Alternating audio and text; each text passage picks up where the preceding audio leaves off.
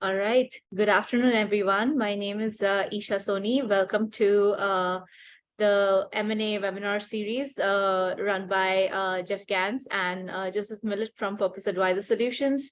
We are going to wait for a couple of more minutes to let everyone join us, and then we'll get started. I promise there won't be much of a delay. We have a lot of members joining us while we wait for a couple of more seconds. Let's just give it another minute or so.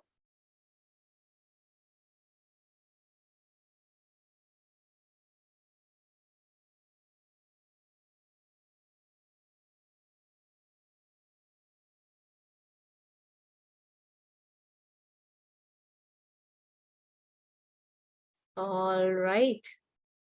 Okay, so I see we have quite a few people that have joined us. Welcome once again to our session on structuring and financing a practice acquisition. This is the second session in our M&A webinar series.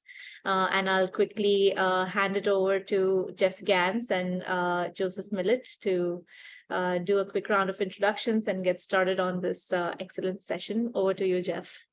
Thanks, Isha, and thanks everyone for being on the call. My name is Jeff Gans. I lead the Advisor Solutions business at Purpose. We've been working with advisors over the past 5 years, helping advisors develop their own independent businesses, providing the technology, operating platform, and strategic advice to help advisors build the business that they've always wanted to have. Joe, let me hand it over to you for a brief introduction. Yeah, thanks, Jeff. Really excited to talk everyone through this second session in the series. We really dive into the detail here. I am VP Corporate Development at Purpose. I work with advisors and the rest of our business on a range of growth initiatives. And I've been working with financial services businesses for about 15 years now, so deep level of understanding of M&A and the sector. I'm looking forward to jumping in here. Great. So just as a bit of a round back to the initial session we did a few months back, we will send out the recording of that at the same time as we send out the recording of this one for those that want to look back. But really 3 key steps that we felt were important to understand as you think about your M&A plan. One is, what is your overall strategic plan? What do you see as your growth objectives and mission and vision for your business? Defining that first is essential to be successful in achieving what you want. You've got to have a vision to be able to head towards it. The second is aligning your M&A strategy with the success of your strategic plan. So how do you make sure that what you're doing from an M&A perspective lines up with what you want to do overall? And then finally, preparing your firm for growth. So how do you make sure that your team is ready to take on the challenges of M&A and is positioned well to grow? And so you can listen to that in the first session, but now we want to move forward onto the next step, which is really, how do you start to execute, right? So thinking about value creation. So how do you make sure that you are identifying and targeting practices that really will create value for your firm? Often we've seen advisors successfully acquire a firm, but the firm doesn't always successfully create value for the advisor. Either the wrong client mix, the wrong operational mix, or other challenges get in the way. The second is, what is your sourcing strategy? How do you make sure that you've got a strategy and approach to systematically go out and source candidates? It takes time, it takes an investment, not just investment in dollars, but investment in your time, and making sure that you plan that out to be successful. Third is finding the opportunities that align with your firm values. How do you make sure that you are acquiring or partnering or merging with firms that align with your values? It's really essential to do so to avoid conflict, to avoid frustration with the principles that can often lead to value destruction. And forgetting about value destruction, just personally, it can be an incredibly frustrating period if you end up with the wrong partners. I've worked with lots of advisors who, end up with folks who don't really work with them, and they don't have alignment, and they haven't spent that time up front. And as a result, they can spend weeks, months, and frankly, even years working through that and laboring to help their business get to where it needs to get. Valuation and structure considerations. This is one that we often get asked from advisors. Help me understand how I should value a practice. What are structures on how I should structure a deal? How do I do that? And so we can talk about that. And finally, how do you fund that deal, right? What does it look like? What's the ideal mix of funding sources to give you what you need to acquire the business, but also give you flexibility, give you best pricing, and give you the best opportunity to finance your business in a way that makes sense. The first thing that you want to think about as you get into an M&A strategy is really aligning on the questions that you want to ask yourself, right? And we talked a little bit about this last time, talking about a little bit more from the execution phase today. The first is the what, right? What are you acquiring? Like, what are you looking to go and get? Is it a single book? Is it a practice? Is it a business, right? Is it an established business that is out there? What do you want the AUM profile to look like? Do you actually want the business to be running really well? Or, and I'll give an example later, is it a business that actually is struggling a little bit and then you want to clean up? Some advisors enjoy that challenge of cleaning up a business. Others actually don't want to do that. They don't want to take it on. They don't have their system strong enough that they can take advantage of it. And so really working through what are you trying to do and what type of books you're looking for as a result. The next is why, right? Why is this the right opportunity? Does it create efficiencies? Does it accelerate your growth? Does it give you access to new markets or new clients that you hadn't had before? Really writing that down and articulating your vision. And then finally, who are you acquiring, right? What is their AUM base look like? What is the profile of the client? What are their client segments? How do your personalities mix with the personalities of the firm that you're acquiring? Are you expecting members of the team to come on board? Are you expecting them to transition out quickly? And if so, do the values align? These are all things that you really want to spend time walking through and writing down and having articulated that serves as a checklist so that you can evaluate firms as they come through. Once you get into the deal process, it can start going really quickly and it can get emotional fast, right? We all want to win. We all want to make a deal happen. But what can happen is if you actually don't have rigor, if you haven't set up your checklist and your evaluation criteria, you'll dive into a deal head first without spending the time doing it. So what I often encourage advisors to do is take the time and have a single page where you write out your evaluation criteria. How are you going to evaluate if a firm is right for you? Write down those points and have the ability to check it off and make sure that, you're not always going to get everything, but do the majority line up with what your goals were? Or are you going down a path where you just want to get the deal done and you suddenly lose that rigor in your process? The same rigor that you want to have when you're selecting investments, this is your biggest investment. How do you make sure that you have the right rigor for evaluating those firms? Joe, let me turn it over to you about a bit more about the process. Yeah, thanks. And this one is kind of the crucial one that a lot of advisors ask us about. How do I source M&A opportunities? And the answer is there isn't a proven formula for just one pipeline source that's going to be most successful for you. You actually need to probably have multiple sources and try multiple sources out before you find the one that's most successful for you. Being successful at M&A really requires the same level of attention that acquiring new clients does. So you need to be methodical, process-driven, and build pipeline opportunities starting with the lowest hanging fruit first. So who's in your network that would interact with advisors on a frequent basis? Can you attend some industry events to broaden your target list, especially if you want to grow geographically? Most firms that sort of mid to small size at this stage should probably not look at league tables, but that's something you can do as you start to scale and grow. And Jeff will talk a little bit about what the right size is for the targets you should be ultimately looking at. But ultimately, you want to build a systematic process for how you go to market, who you go to market with, and having an easy tune to hum in terms of the way that you source. So having a playbook that's well thought out, methodical, you can go to multiple different centers of influence. And this might take you 6 to 24 months to operationalize. So you need to be patient and understand this is not an immediate thing that will pay off straight away. So taking that forward, right, once you've identified and have that plan, how do you then really start to dedicate, plan, and build once again? And the term I'll use often is the rigor. And so having metrics for yourself.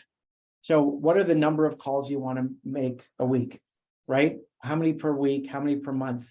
Actually putting down time, which says, look, Tuesday mornings is when I go and do this, or Tuesday mornings, Wednesday afternoon, I'm setting up 2 or 3 hours to focus on doing outreach, building my network, identifying advisors who are looking for change. And, as the second bullet point says, it's really important to start from a relationship building perspective than a specific deal perspective. The more you build your network out, the more you're going to be connected to hear about opportunities. And opportunities might not be in the next 6 months. It might be that you're setting up your network to set up not actually this deal, but your next deal, right? Being in the flow, being aware and being connected, it provides great insights into what's going on, what prices are in your local area, who's looking, what types of firms are looking, how are people structuring, having those conversations and offering value in them. Certainly you want warm introductions, but there's nothing that stops you from doing cold calls. There's nothing that stops you from sending out LinkedIn introductions and building that base. Once you have that, then, being able to talk about your practice. Remember, we talked about in session 1, what is your elevator pitch? What is your vision? What is your target? The more that you can articulate in conversations, the more that you can educate people so that they can help you. So that's how connecting your strategy with the tactics is really important. Setting up those regular meetings with your network. So set them up. I always encourage folks to set them up on a recurring basis. Talk to people in your network quarterly, monthly, whatever it is the right for that person, but set it up so that it recurs, so that it doesn't fall off your schedule. I think it's also important to think about multiple interactions with your target advisor before you even start getting into the specifics of a deal. Just take the time to get to know each other. Start by talking about each of your respective practices. Talk about your visions for the future. Talk about your goals. Talk about your objectives with your clients. Talk about your teams and your staff. Really getting to know each other, because obviously, everyone wants to rush to the numbers. Everyone wants to get to price, multiple, tell me. But it's important you understand about how do you guys line up from a business perspective? How do your businesses reflect each other? Where are there contrasts that could be helpful? Where are there challenges that you're actually going to have to get through? And then actually capturing those down, because you're going to want to revisit them and have a conversation about expectations about each one of them. And building trust here is pretty important as well, Jeff, as I'm sure you would say, in those interactions over multiple time periods, you're building the trust so that when you get into the negotiations, you have a foundation where you can have difficult discussions, really go into the level of detail you need to reach a deal without mistreating that trust or going beyond that trust, and knowing that ultimately everyone has their best intentions at heart and wants to get the deal done. I think that's great. And I think there's other ways to build trust, right? You don't have to jump immediately into a deal. You could do an event together, right? You could do some co-marketing. You could speak to each other's clients on different perspectives and specialities. You can look at ways to talk about expense management and other things together, ways that you build that relationship, positioning you for a longer term relationship. Finding the right partner, right? It's all about fit. A couple things to think about. One is scale. And this is one I've talked about before, but I think is important to think about is what's the right scale of the business that you want to buy? Typically, I would say starting at somewhere from 10 to 25%, 10% at minimum, because then it's meaningful enough for your business to spend the energy. 25% because if things don't work out, it doesn't sort of blow things up for you. You've got the capacity to focus and execute. That's typically where we see the sweet spot. Do bigger deals happen? Absolutely. There's going to be times when you might come across something bigger and it's worth it for you to take that. But once you get above 25% of your current asset or current revenue level, you really want to be careful. Location. Is it something that's close in or something further away? When something's further away, you start taking out travel costs, You have to have a higher level of trust. You're not always there in the business to make sure that it's successful. You need a trusted partner who can watch it. The nature of the business, right? Does it look like your business or does it look different? Does it bring new services or does it leverage your existing services to more clients? The profile of the client, really important to understand, and we'll talk about that more in valuation. But are the clients younger or older? Do they fit your profile? Are you able to talk to them? Are they people that you like to work with? Right? Too often we don't actually ask the question, are these the types of clients we want to spend time on? If they're not, it can actually change your experience as an advisor. You've built up your book over time. You've built your client base up over time with clients that you really enjoy, and fit your profile, making sure that they fit. And then finally, staffing and principal expectations. What are people expecting over the long haul to happen in the business? Do they understand if they're staying or going? Do they want decision-making rights? What decision-making rights? How does that look? And really working through to make sure that the fit is right for you and for them. I think once you've got this as well, having a very good understanding of the right partner for you will help you be very focused on the amount of time you spend on certain prospects. It's a little bit like prospecting clients here. The ones that are going to suck the most time are generally the ones that aren't the right partners. And the ones that are actually a really natural fit, everything will kind of fall into place very nicely. So once you've got a really proven out criteria here, then you can spend time on the very high opportunities, the high priority ones, and spend a lot less time and filter out the ones that are going to be a time suck and ultimately take you away from the really great opportunities. So this idea of expectations, right? I think it's really important to, once again, really dive into this one deeply, especially with the principal. But if there's important people on the team who are joining, what are the expectations today, right? How are you going to operate? What is everyone's responsibilities? How are decisions made? Who has input? Who has ultimate sign-off? That's really important on day one, that everyone has clear expectations on how you're going to work together. The second is, what are the expectations for tomorrow? Is there a succession plan? Are you buying someone who's a succession plan for you? Are you buying someone who you're the succession plan? Where is the business going? Is it expected to grow significantly? Or is everyone signed off on not growing? We actually want to stay flat. We want to relax. We don't have big objectives. Now, for most people, their objectives are to grow. But often people have different expectations about work-life balance, right? What does that look like? Who's doing what? These are really important things to get right to make sure that your business succeeds. Not that the deal gets done, but that your business succeeds in the long run. And then finally, what are your expectations for the client experience, right? Who is the target client? What experience and services are you providing, right? Too often, that conversation doesn't get had about pricing, or it doesn't get had about level of service and level of touch. Do smaller clients get different solutions? Do bigger clients get different solutions? What level of time is spent with clients? In many practices, some practices run very efficiently, have very clear definition that clients are, segmented, and different segments get a different experience. Do both partners understand that? Or does the smallest client get the same level of service? That will have implications for your profitability.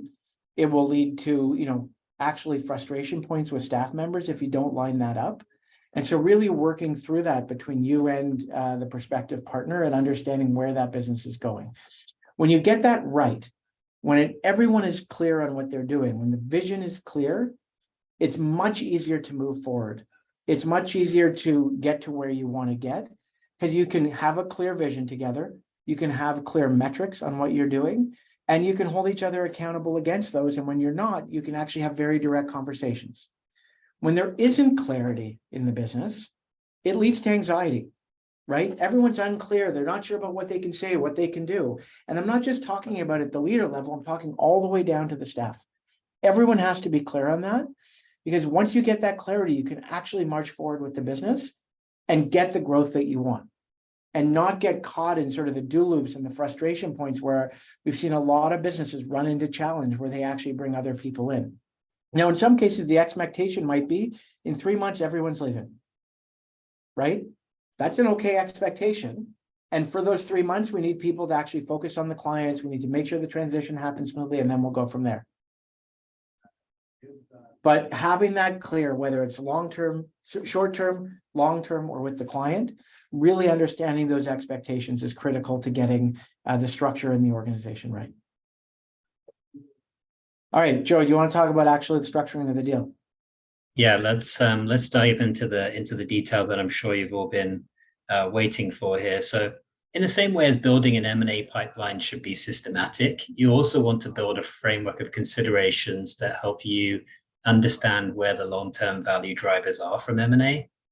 And each seller will have different personal and practical considerations. So you have to be somewhat flexible, even though you're trying to build a framework here.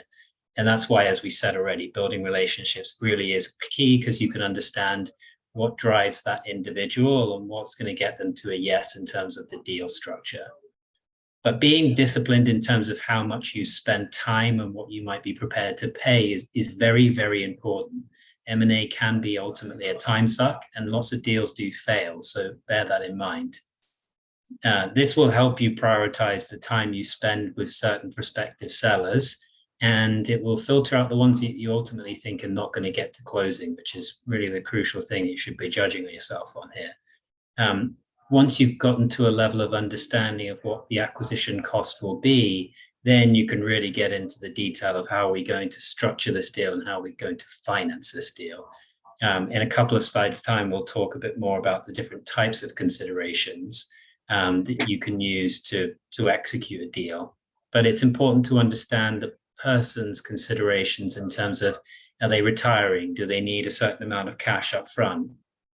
Are they willing to actually go on this journey with you for a period of time? Are they actually wanting to defer an amount of tax and would be interested in a tax deferred type structure that's quite practical for them, still gets them a really interesting level of consideration, but ultimately frees you up from paying all of the cash up front?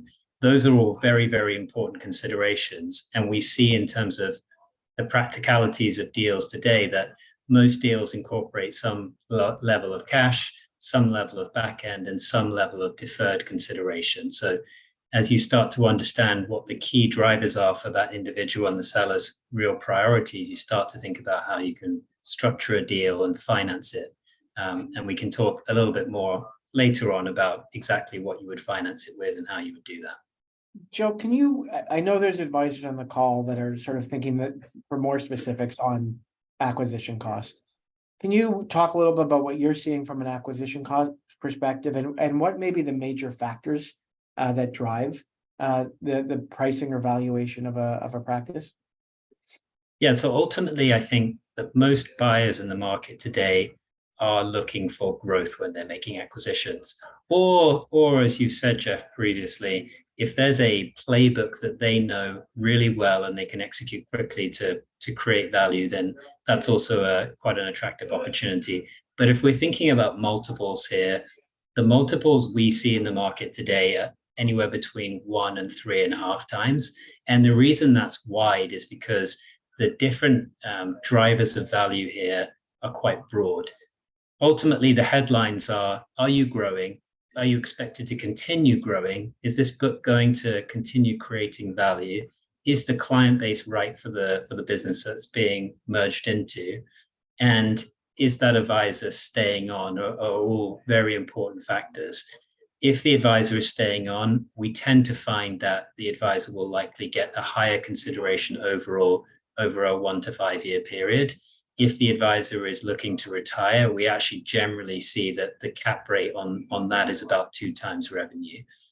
Because ultimately, if an advisor is staying on to execute on a business plan, that can be very valuable to the firm that's buying them, and that probably pushes the multiple up higher. So the answer is there are a number of key variables, but ultimately growth is the key driver to the multiple of revenue that we're seeing. And so that's a multiple of revenue, that number that you quoted, the 1 to 3.5 times. And that's right. As a firm, though, and I'm sure you're about to mention this, as a firm, you're going to be judged on profitability. And so as you start to get bigger as a firm, and we're not talking so much about books here, we're talking about a collection of books that form the basis of a practice, or as we said previously, an ensemble practice. Now you're being judged on your efficiency.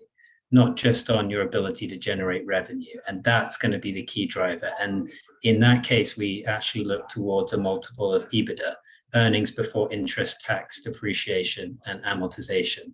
And that's really a function of, are you good at production, and are you efficient at using that revenue to create value for the firm over time and create long-term and sustainable profits? That's helpful, Joe. So let me summarize a couple things that I heard you say. One, when you're a smaller practice, let's say under $1 billion, it tends to be a revenue multiple. That multiple will be somewhere between 1 to 3.5 times. And there's a couple factors that drive that, right? Like at the end of the day, it's what's the future earnings and what's the revenue that you're going to get out of that book. And so is the business attractive? Does it have persistent assets? What are persistent assets? Assets that are going to be there for multiple years. What drives persistency? It might be age of the book. It might be depth of relationship, quality of relationship. So an advisor that has, a very narrow trading book that is just transactional is going to be a lower multiple. An advisor that has a discretionary relationship, deep advisory relationship, a trust partner with the client, maybe offers insurance, that's going to be a higher multiple. Those are all going to be factors. Lots of small accounts can be more cost prohibitive and service intensive, right? So those might be a lower multiple. A bigger, you're going to look at that. You're going to look at the pricing, right? What is the turn on the book? All of those things are factors that can drive the price up or down. And certainly then as you get into a business valuation, so you're not part of another broker dealer, you're a business that's now, $1 billion in assets, 10 million in revenue, you're going to start looking at the EBITDA. So what's the efficiency of the business, not just to drive revenue, but to drive profitability through it. So understanding the difference between revenue multiple and EBITDA multiple, I think is really important. And understanding that there are different factors that you can look at that you would pay more or less for. Right? You're looking at it like any other asset. What is the future cash flow? And what is the risk that future cash flow breaks down? And so the more that you have higher cash flows, growing cash flows, certainty that those cash flows aren't going to break down, you're going to pay higher for that. The one last thing I'll ask, and maybe this will get into some other pages, is that valuation, is that dependent on when the dollars are paid? Yeah, I think there's a very big theme in the market today in terms of the structure of a deal, how much is upfront and how much is back-ended. What we're typically seeing is no more than 50 to 60% of overall consideration. So let's just use round numbers here. If you were paying a multiple of 2 times revenue for a book, you would expect not to pay greater than 1 times revenue in upfront consideration. And the remaining 1 times would be back-ended in some respect, whether that's just a staggered payment schedule, which can be beneficial to both the buyer and the seller. As I mentioned previously, the seller can then defer some income tax through doing that to future tax years.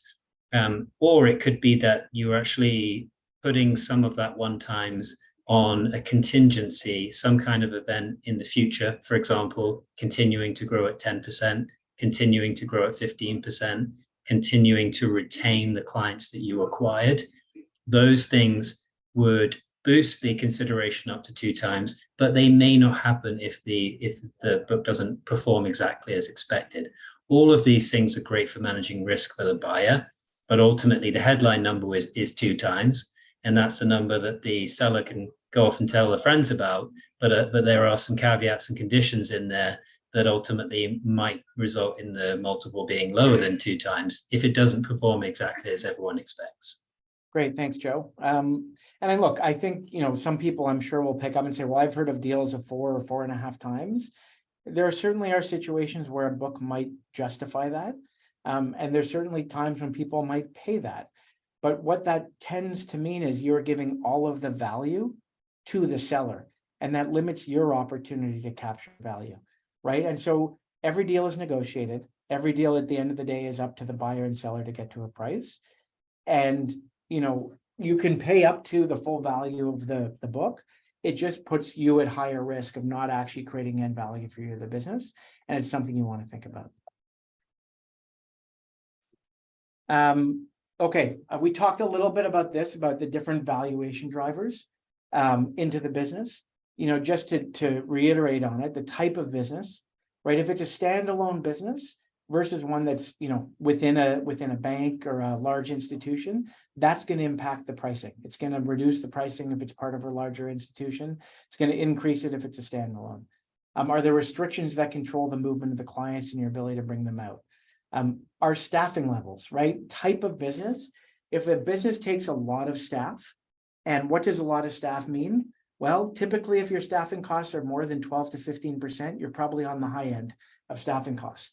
That reduces the profitability and is likely an indication of challenges in the business from a servicing perspective that may reduce the value. Now, you might look at that as a buyer and say, awesome, I can come into that business, clean it up, reduce staffing costs, improve margin, and actually build some value from it. That's 100% true, but that doesn't mean you want to pay for that ahead of time. That's the value that you want to create. So understanding the type of business, how people practice, where it sits, how movable the clients are. The assets and products. So what does the target total assets look like? The larger the asset block, that's going to increase profitability, both because it's harder to find large chunks of assets and also because you get opportunities on scale and pricing when doing that. What does the individual client asset look like, right? Do you have lots of small clients or fewer large clients? What is the average fee rate, right, and turn rate on the book? And is it reasonable for the relative size of client? Is the AUM highly concentrated, right? What is the risk if all of the assets are held within 2 or 3 clients who are friends and family of the advisor, right? That's a high risk book that could fall off. If the assets are highly concentrated in older clients, there's high risk. And yes, you can do stuff about next gen, but often there's leakage when that happens. And you want to make sure you understand where the book is and what the persistence of that book will be. What does the loyalty and client attrition look like? Do you understand what turnover is? What are key demographics in terms of age, income, location, next gen? All of these things are important to understand. And those are going to be drivers that's going to impact whether you're going to pay at the high end or low end of the range that we're talking to. And these are definitely things that I see day to day when I'm speaking to advisors. They look at the headline, okay, what's the AUM, what's the investable assets in these clients, and what's been the historical growth rate, but they don't tend to look forward into the future when determining value and thinking about, well, if the demographics on this book, if the average age of it is 62, is the historical growth that I'm seeing here a good indicator of future growth? What does the pipeline look like of new clients? What has historically the referral rate been from existing clients? All of those things are really good leading factors.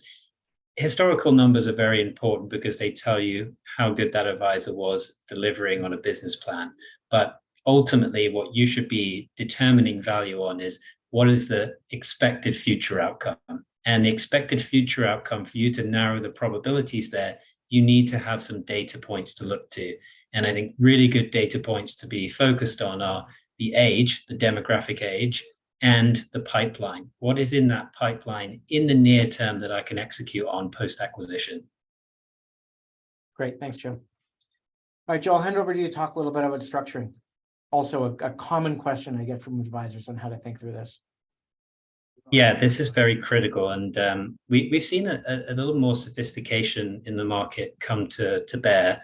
There are certain independent parties that I'm sure you're all aware of who've started to add some sophistication here and some structuring in. And really, a lot of what they've done is taken the playbooks of M&A roll-up strategies in other industries and adopted them in the wealth and investment management businesses. So what we've mentioned previously, there are essentially 3 main types of consideration. Upfront, which could be cash or equity. Deferred, which is ultimately some kind of payment plan, and contingent, which is ultimately contingent on some outcome in the future. And as I said, upfront could mean multiple things. It could mean you providing cash to the seller. And so there's ultimately no strings attached with cash. It could be that you're providing equity in your firm, which I think is a very attractive way of you providing some consideration up front and some immediate value to the seller, but also not having to outlay some cash. And as we talked about with contingency, This in some walks has also been referred to as a look back bonus. This can be very attractive for both the seller and the buyer, because if the seller is very confident that this book and the groundwork they've laid in this book and this level of clients is going to deliver outsized growth in the future, they get to share in some of that outsized growth. And for you as the buyer, you're ultimately de-risking in the sense that if these things do not happen, you're not paying for them. So as we said, upfront consideration tends to be capped at about 50% of total consideration. So round numbers again, if you're paying 2 times revenue, 1 times revenue is going to be some form of upfront consideration, which could be cash or stock. I think a lot of people just assume that the upfront portion has to be cash, but it certainly can be stock as well. Deferred tends to be some level of cash in the future on some kind of payment plan. It will be a promissory note, and it will have some terms associated with it, and certainly may have some interest rates associated with it as well. And contingency is very much about if you're expected to grow the book to a certain level and you, the seller, want to get paid for that, well, the buyer is going to put some contingency on that. Ultimately, all of these things are a negotiation. And so you understanding the circumstances of the seller and really deeply understanding what drives their decision-making process will tell you which of these you need to flex in order to get the deal done. At the end of the day, if the seller needs to be able to go and say to their friends, I sold my book for 2.5 times, that's not the worst thing. You can structure it so that the headline number might actually be 2.5 times, but when all is said and done, if it delivers, you pay 2.5 times. If it doesn't, you don't. And so I think that's the crucial thing to remember here. Yeah, I think it's really important to understand, I think, a couple core concepts with this. The first is almost what I think of as like a teeter-totter between risk and reward. And what I mean by that is if you as the buyer are taking on more risk, you should also get more of the upside reward. So if you're paying more upfront, right, you're going to pay less upfront because you're taking the risk that things don't work out. And if they do, you should get the reward on the backside if things grow. If the seller actually takes on some of that risk, you're willing to pay because you're willing to pay some of the reward because they've taken on that risk and saying, look, if I don't grow, I don't get paid as much. And while the headline rate might say it's 2.5 times, it's only 2.5 times if they get outsized growth, which really means if you back it up to the original side, you're actually getting back down to 2. And so really thinking about that risk and reward proposition, the more risk you take on, the less you're going to pay up front. The second There are side, some soft. Yeah, sorry, go ahead, Jeff. No, go ahead. Add your comment, Joe. That's great. I was just going to say that there are some soft tangibles here as well to think about when you're doing this. For example, if you're structuring a deal with equity, there's an almost $1 million lifetime capital gains allowance to factor in here. Again, if you're spreading the payments over a certain amount of time, that might actually bring a person under a high earner tax bracket. So there are things to think about in there, which are things that you're not directly offering, but they are benefiting from. And so it's very important to think about those when you're thinking about, can I get you to 2.5 times? Well, actually, maybe I can if I factor in some of the tax advantages of my structure over another one. I think that's really important. Some tax planning, and look, we can give some basic concepts, but getting a good accountant who understands it is really important. The other 2 levers is this cash versus equity conversation. Our view on that is equity is very valuable, right? If you believe in your business, your equity is extremely valuable. You don't want to just be giving it away. However, it is also extremely important in the alignment of interests. If you're bringing someone on who's going to take a strategic role in the long-term growth of what you're trying to achieve, they should have some equity. If you don't see them as a strategic partner, as a key strategic asset, then equity becomes less important and more cash is probably appropriate. So when you're making that trade-off of do I do cash, do I do equity, really think about the role that the person is playing, and are you thinking about them as a long-term participant? Having someone who's going to be there for 6 months and drop out and then holding equity in your practice is probably not something that you want. But having someone with an equity stake when they're going to be there for 10 or 20 years, then the value you get from giving them equity is definitely worth it. So really think about those two things when making the decision. One is the risk reward proposal and the certainty in what you're going to get, which changes your payment. And the second is the cash versus equity trade-off, depending on the strategic nature of what you're trying to do. You want to talk a little bit about capital structure, Joe? Yes, I think this is an important slide. I will say that the two scenarios here are pretty basic, but I think it's good to start with the framework of how we think about capital structure. Ultimately, there are two scenarios here to look at, and the two scenarios are determined by risk. So on the left-hand side here, we see the assets that are being acquired are valued at 1 million. We haven't said exactly how that was valued, but let's assume here $1 million valuation. And so we have $1 million we need to fund here on the right-hand side. Do we do that between debt and equity or other? The answer in these two scenarios is we're going to be providing it cash upfront for this deal, and we're structuring it with a portion of debt and a portion of equity. And as you can see in scenario one, we're saying debt is going to be 200,000 and equity is 800,000. In scenario two, we're saying that debt's going to be 800,000 and equity is going to be 200,000. Important to note that what I mean by equity is not you handing over shares in your company. In fact, that is you actually, as owners of the business, putting forward cash to support this acquisition, but certainly bringing on new investors or providing stock in the form of shares for this consideration to the seller is another way of forming this equity portion. I think ultimately, when we think about capital structure, you need to be comfortable with the level of risk you're taking. So in scenario one, there's a very low level of risk you're taking on this transaction. The debt service payments on 200,000 on an amortizing basis, let's say over 5 years, is not going to be a huge drain on company resources. And the firm is probably going to function pretty well there. And so you can say that's quite a low risk solution here.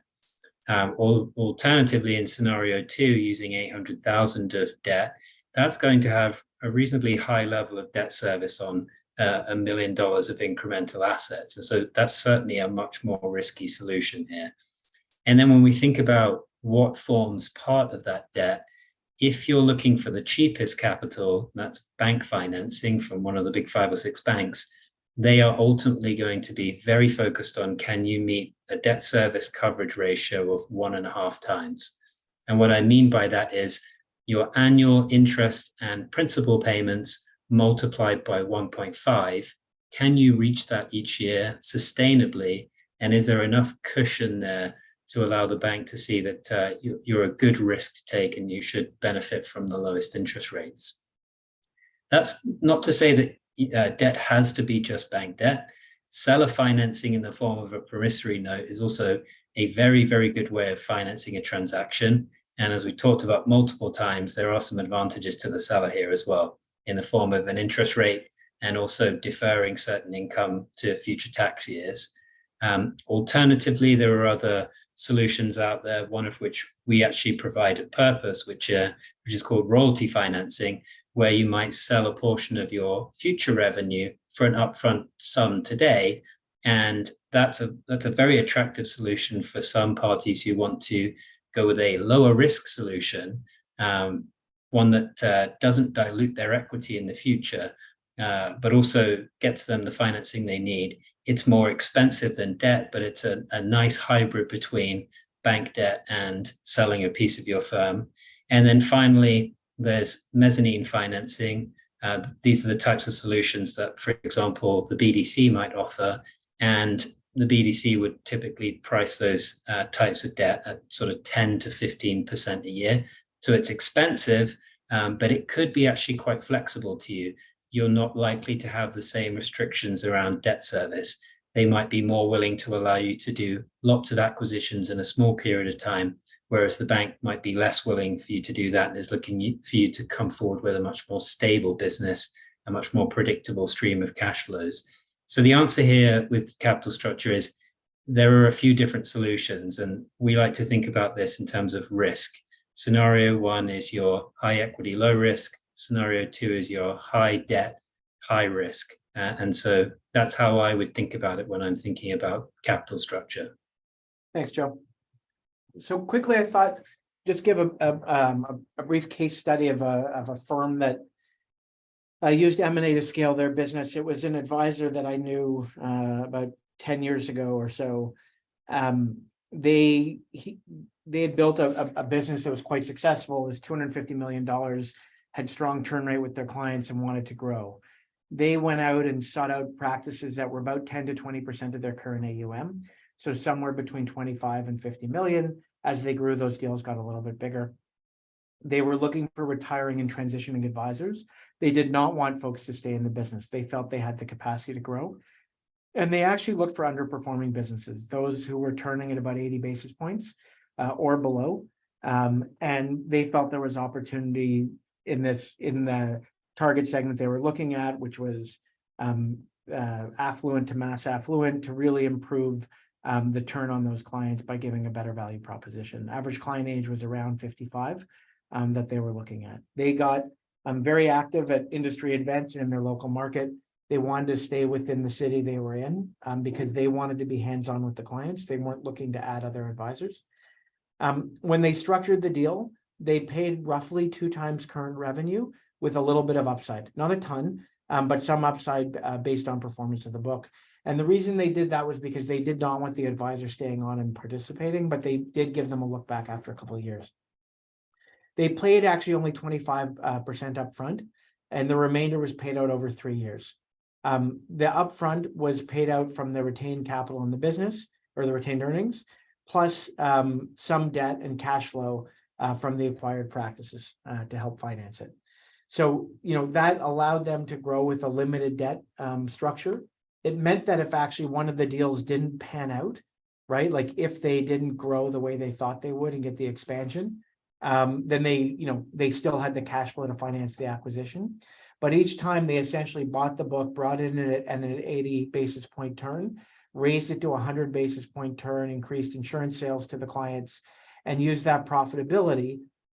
They took that extra profitability to really fund their future growth. They built and scaled that business over time. It grew to about 750 million at sale. So they grew to about 500 through acquisition, and then expanded further through organic growth of that business. It cost them about 3 to 5 million in acquisition costs. But at the end of 10 years, they sold the full business for 20 million plus. I think it was 20 to 25 on the numbers. So, they were able to expand their multiple. They were able to drive EBITDA. They were able to show that it was quite a profitable business, and they sold it to a consolidator at the end of that 10-year period. And so, it was a very successful strategy at tucking in underperforming businesses.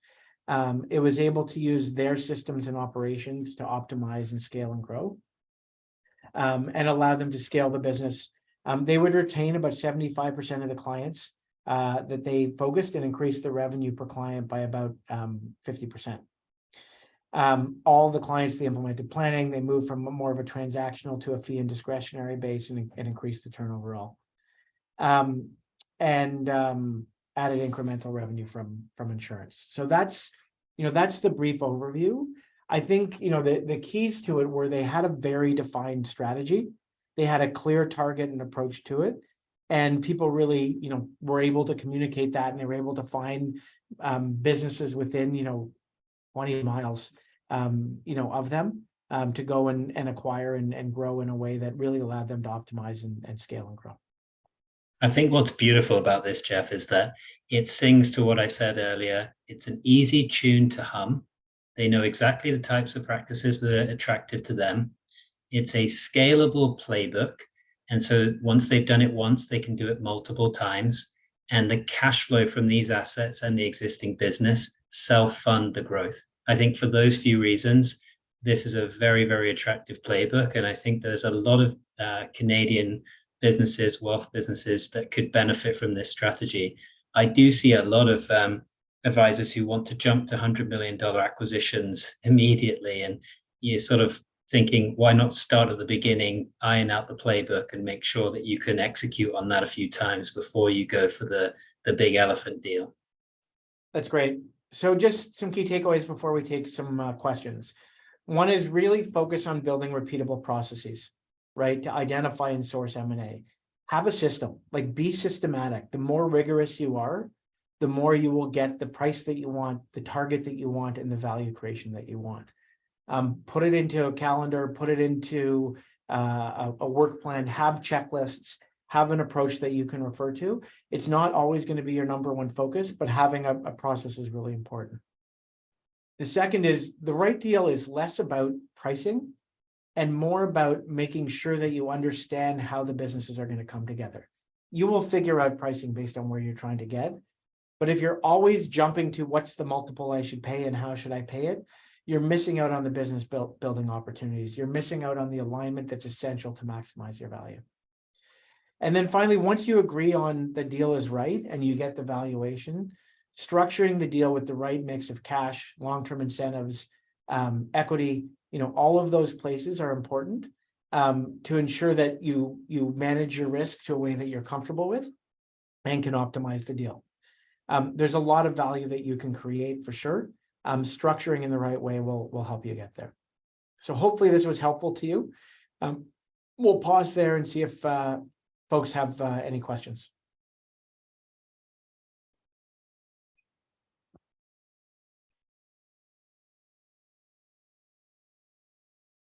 Isha, any I have questions? I have a question that I'll ask you, Jeff, that I'm sure many people would ask. Should I hire somebody else to help me with this? What do you think? I think, it really depends. There's always value in bringing an outside partner to talk through it and get your strategy straight. If you've done it before and you're comfortable, keep going.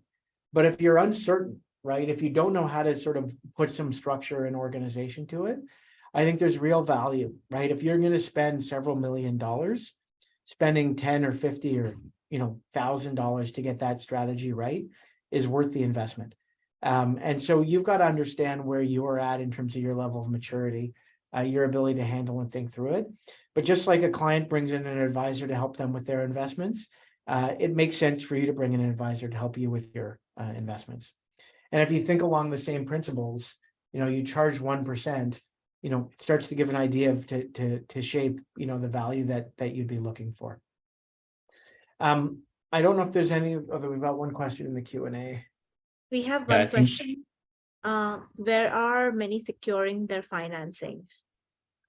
Yeah, so I think it's a couple places. One is advisor financing. So in the example I gave, by stretching out and deferring the payment, that does it. I think the second is some firms will fund acquisition within the firm. They use that as a retention measure, and it certainly makes a lot of sense for a lot of advisors. The third is there are some banks that will do small business lending or will lend against you from a personal perspective. And, at Purpose, we are certainly looking at that and providing funding for advisors on our platform to help them in different ways. Joe, any other thoughts on that? Yeah, I think one of the key things is going back to what do you value the most? Do you want the cheapest cost of financing or the most flexible solution that allows you to continue growing? What I've seen is that people who go to the large banks and get a debt financing, they often get quite frustrated that the bank will limit the amount of acquisitions they can do a year. And so I think that's always worth just playing off the pros and cons with. So I know a lot of you on this call are probably getting financing from somebody like CWB Maxium. They are a wonderful partner and they understand the business very well. But at the end of the day, they are a bank looking for consistent cash flow. And much like any other bank, if you go to them every 3 months saying, I need a new upsize to my debt facility, they're likely going to get a little frustrated with you and probably aren't going to be, you won't feel that they're the right partner for you over time. Equally, if you know this is going to be you one and done with an acquisition, it's big enough that you probably won't do another one for a little while, then somebody like CWB is an excellent partner to work with. We are seeing some of the other banks getting into this space. Certainly, we're having a lot of discussions with other banks who are interested in the space and want to do more. I touched on the BDC. I think they're a good possible solution. They have a cash flow financing business as well. And as Jeff said, there are solutions like the ones that Purpose is looking at, which provide sort of a hybrid between equity capital and debt, but don't have the same dilution for you when you come to sell. The next question was an advisor with a smaller book of under 25 million. Are acquisitions reasonable to seek out, or should be more focused on organic growth? I think obviously if you're at 25 million, it's hard. I would strongly encourage to focus on organic growth, at least initially. And except for there's one caveat to that. So if you're able to grow and get your business systems in place, you're better able to take care of acquisition strategies and take advantage of them. The one situation where I think a small advisor can do well is essentially what I would call almost a reverse acquisition. So taking a role on a larger team with a succession plan and a commitment to a succession plan. And I think that can be a very successful strategy for an advisor. You get mentorship, you're able to grow with the senior advisor that you're working for. You want to make sure that upfront you're very clear on expectations. Are they committing to sell the book to you? What is the timing? What are the conditions? Getting that documented as detailed as possible is really important. You have to build trust, and they're not going to guarantee it on day one. But what are the metrics that you hit, that they hit, that would actually allow for you to start taking on some equity and steadily grow that equity in the book, so that over time they can actually step down and step out while you're taking on more ownership. So I think there are ways to do it as a smaller player, but I would think of it more as a succession planning strategy, which we can talk about another time. Going out and acquiring, books at 25, 50 million, I just think it's a challenge to make that economics work until you build up your business. It's not that I would say that it can't be done, and I've seen folks do it. I think you have to be careful with it. All right, if there's no other questions, we'll wrap up. Appreciate everyone take the time. The next session, we'll talk a little bit more about how do you actually integrate these things and capture value, right? How do you make sure that it's a successful play? And most importantly, how to make sure that you don't go crazy in the process. And so while a lot of focus is on the deal and the price of the deal, making sure that things are successful afterwards, that you have the business practices in place are essential. And we'll talk about that on the next webinar. So thank you all for the time. Certainly, if you have questions or follow-up, please send it to us. If you didn't get to see the first webinar, we will include that when we send this out. I encourage you to take a listen, and hopefully this has been helpful to you. Thanks again.